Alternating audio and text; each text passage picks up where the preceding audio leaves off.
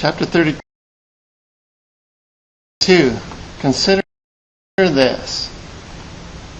Let's say you had a circuit with a battery, an EMF, a resistance, and a switch. What happens when you close that switch? Well, the first thing you would say is that a current should flow. And according to what we've done so far, that current should be equal to the voltage divided by the resistance. Makes sense. Well, when I close that switch, the current does flow, but you know the circuit itself is like one big loop with magnetic flux. In other words, if we consider this current flowing around as we have it set up here, counterclockwise, then that's going to set up a magnetic field through the center of that loop out towards you as you're looking at it. And hence, we're going to have a flux which goes from 0 to something finite out towards you in a certain amount of time. Hence, we're going to have an increasing flux towards you. Well, if it's possible, nature will oppose that change. And here it's possible because we have a closed circuit. So nature can set up its own flux into the page to oppose the increase in flux out of the page towards you. And that would require a back current and back voltage against the original current and voltage in the circuit. In other words, there will be a back EMF that opposes the forward EMF such that the change in current does not happen instantaneously. In fact, the current will change more gradually in the circuit. We can think of it this way. This whole process with a back EMF that opposes the front EMF and momentarily is actually equal to the voltage of the battery, we call this self-induction. Since the flux is proportional to the magnetic field, and that in turn is proportional to the current, almost by the solenoid type equation, it would be true that the change in flux is proportional to the change in magnetic field, and in turn is proportional to the change in current. So we can say then that our back EMF, our induced EMF, according to Faradays Law, is proportional to the change in flux per time. And in turn, that is proportional to the change in current per time. So when the current is changing most rapidly, which is right after we close a switch, and it's going from 0 to something, that's when the back voltage, the back EMF, is at its greatest value, and at that moment is actually equal to the voltage of the battery, so that the current doesn't change instantaneously from 0 at that moment. When we first close a switch, it momentarily is still 0 current at that moment. So the self EMF is greatest right after the switch is closed, momentarily actually equal to the voltage of the battery. For infinitesimal times, we can express this relationship of the back EMF being proportional to the change in current per time as the back EMF equal to negative some constant times the change in current per time, or the derivative of the current with respect to time. Negative means it is opposing the change in current per time, and the L value is just a constant, allowing us to express this proportionality. But we have a name for this L value. It is called the inductance. So the back EMF is proportional to the change in current per time by a value, a constant, called the inductance.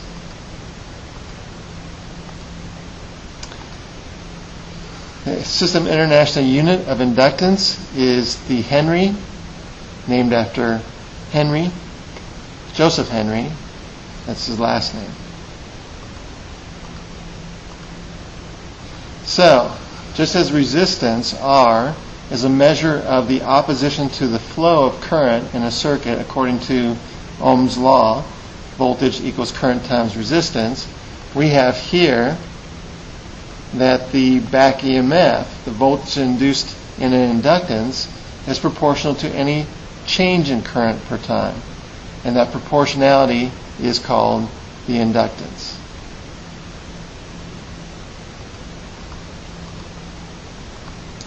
Using Faraday's law, the average voltage should be equal to the number of turns times the change in flux through a turn per time, and we just proved that that is proportional to the change in current per time by this constant called the inductance.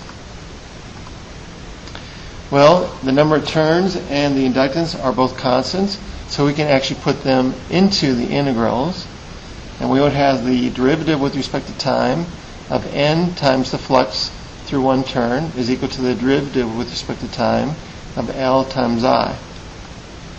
Integrate both sides, and we have that the total flux, the number of turns times the flux through one turn, is equal to the inductance times the current. Or we can write this and say that the self-inductance is equal to the number of turns times the flux through one turn divided by the current.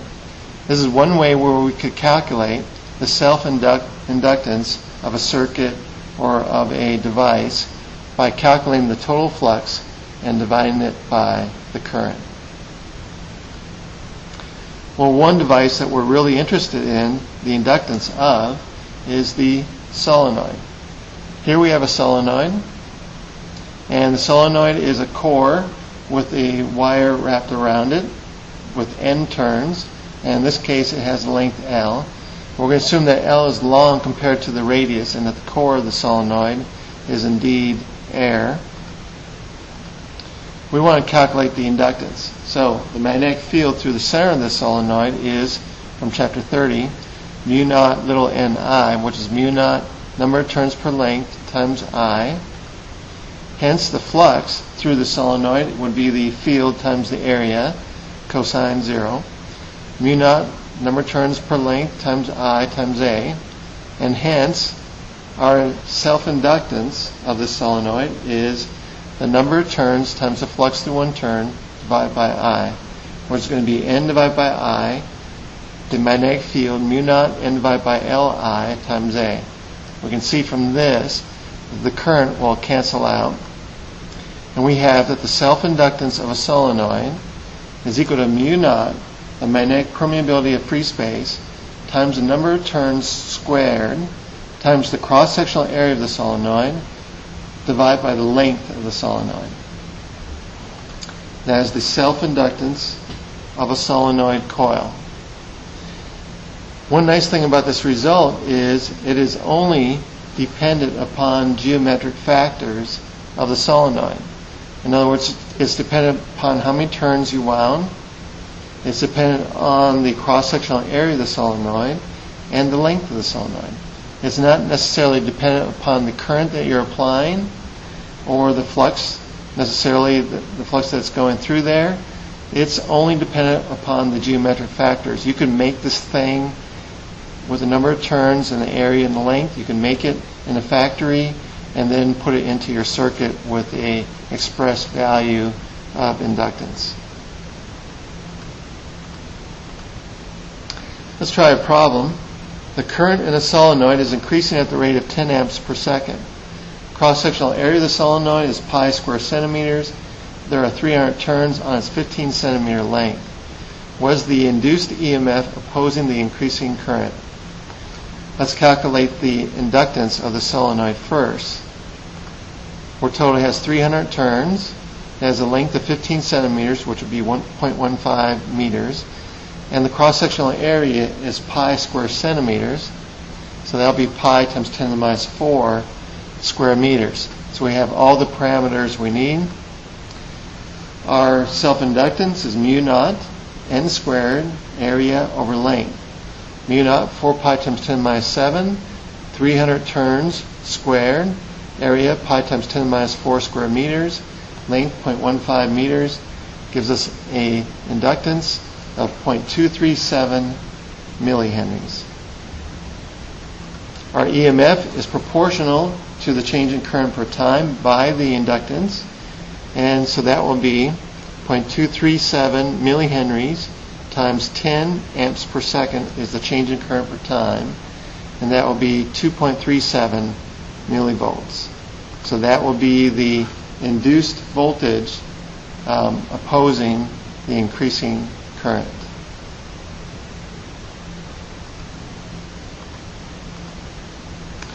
Well, we have this device, the solenoid, and it has a magnetic field through the center of it. It actually is storing energy in the form of that magnetic field. Let's see how much energy that might be. We know power is current times voltage.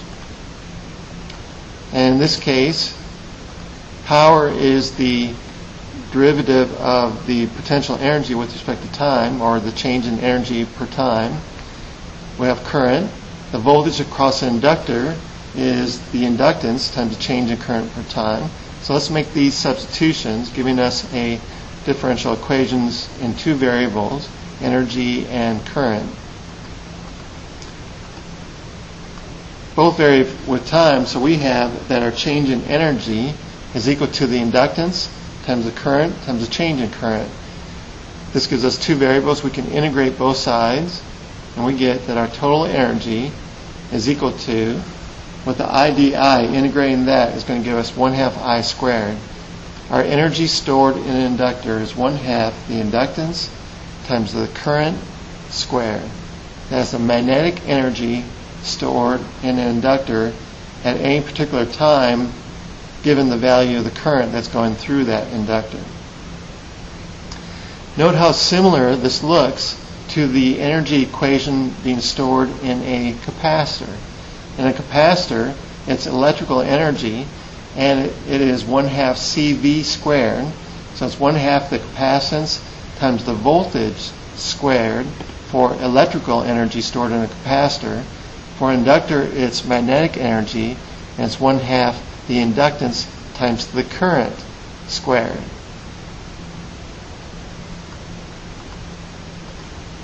Let's try a problem.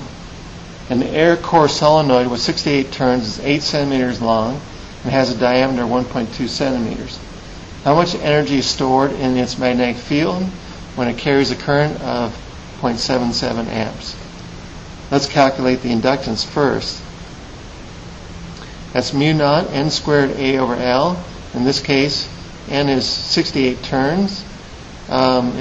The L is 8 centimeters long, 0.08 meters, and it has a diameter of 1.2 centimeters, so the area is going to be pi times the radius squared. So we're going to have mu naught, 4 pi times 10 minus 7, 68 turns squared, pi times the radius squared, which would be half the diameter squared, over the length, 0.08 meters. This gives us an inductance of 8.2 times 10 to the minus 6 henries. Now with a current of 0.77 amps, the energy stored is 1/2 the inductance times the current squared, 1/2 times 8.2 times 10 to the minus 6 henries, 0.77 amps squared. And that will give us, everything's SI system, 2.43 times 10 to the minus 6 joules. So that would be the energy stored in that solenoid with that current running, 2.43 times 10 to the minus 6 joules. Okay, we can possibly have mutual inductance. Changing flux from one circuit can induce a voltage in a second nearby circuit. This is called mutual inductance. If we look at the first coil, there's a magnetic field going around this solenoid and through the center of the solenoid. If we bring another coil near that, it's going to feel the flux from the first coil, and hence it will have a reaction to that, and a EMF, a back EMF reacting to the change in flux through its coil. And if it's close enough, you'll get the full flux from the first coil. So the EMF induced in the second coil is always proportional to the rate of current change in the first coil, and the mutual inductance constant, which we'll call M, will be the same for both coils. So the EMF induced in coil number 1 is equal to the negative mutual inductance, change of current 2 per time. And for that matter, the EMF induced in coil 2 is equal to negative mutual inductance, change of current 1 per time. This kind of device, where you actually induce a voltage in a secondary coil due to the first coil, is commonly used in things like a electric toothbrush, where you might have a stand, and the stand has a coil itself, the toothbrush is a coil in the handle. So there's no electrical connection between the two, but you can charge your toothbrush by inductance, generating a voltage in the secondary coil, and hence charging your toothbrush that way.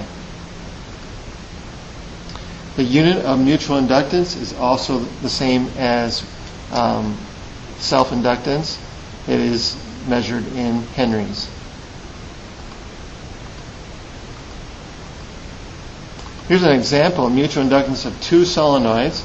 We have one solenoid, which is a coil, and we have a secondary coil wrapped around the first one. A long solenoid of length L has N1 turns, carries a current I1, and has a cross-sectional area A. A second coil containing N2 turns is wound around the center of the first coil. Find the mutual inductance of this system.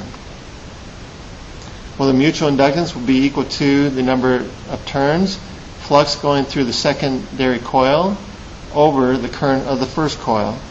And that's going to be equal to the number of turns 2, flux B times A over the current of the first coil. Well, the magnetic field going through the secondary coil is actually the magnetic field produced by the first coil, mu naught little n, or N1 over L times I1. That times A will be the flux, and then we have times N2 over I1. The I1s cancel out, and we end up with mu naught N1 N2 area over L. We did this for coil number 2 with respect to coil number 1, but we could have done it the other way around and we would have gotten the same result. So this could have been derived for either current. Compare this result with what we got for the self-inductance of a solenoid. Self-inductance of a solenoid was mu naught N times N area over length. This one is mu naught N1 N2 area over length. They're almost mathematically similar. It's only we have two different number of turns to use, but other than that, same kind of formula. Let's try out a problem. Calculate the mutual inductance of two solenoids for which N1 is 500 turns, area is 3 times 10 to the minus 3 meters squared, L is 0.5 meters, and N2 is 8 turns. The mutual inductance is mu naught N1 N2 area over L. Mu naught 4 pi times 10 minus 7, 500 turns for N1, 8 turns for N2. They have the same area, cross-sectional area, 3 times 10 to the minus 3 square meters, and the length is 0.5 meters, giving us a mutual inductance of 3.02 times 10 to the minus 5 henries. That concludes the first part of this chapter dealing with self-inductance and mutual inductance. We now wish to transition into LR circuits. We want to use